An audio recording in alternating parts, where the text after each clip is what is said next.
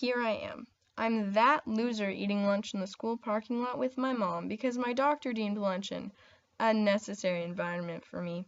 No, I'm not depressed or even friendless. I have a concussion. Most people would say that's not a real problem, that I look fine, so why can't I just take that math test at the same time as everyone else? But that's far from the truth. Just because you can't see the problem doesn't mean it isn't there.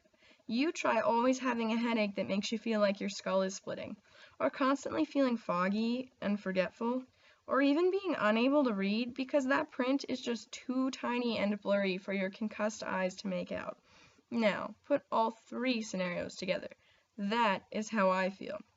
Yet, people still wonder why I have restrictions. Like, why can't I be on my phone 24/7 like the rest of my generation? Why did I decline that invite to the movies last weekend? Why didn't I finish the field hockey season? Why didn't I write that essay or take that test? I have a concussion, that's why. My eyes can't focus on the tiny screen of my iPhone. The movies are too loud, overwhelming, and chaotic. Any type of physical exertion is a big no-no. I get a headache and feel dizzy and nauseous just from walking up the stairs.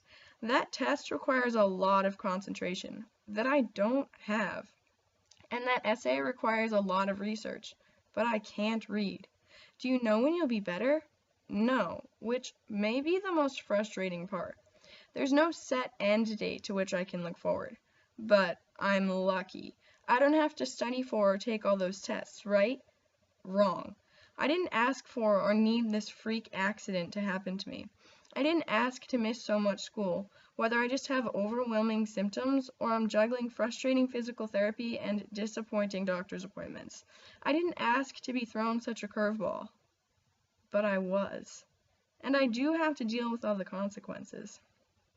Which brings me to all the work. Students complain about making up a week's worth of schoolwork. Try 2.5 months and counting of tests, quizzes, essays, and more to look forward to after your recovery. I can't even make a solid list of all the work because even though I know what I need to make up so far, there will be another test, another essay, another late homework assignment next week, even tomorrow. But life goes on, and I'm stuck.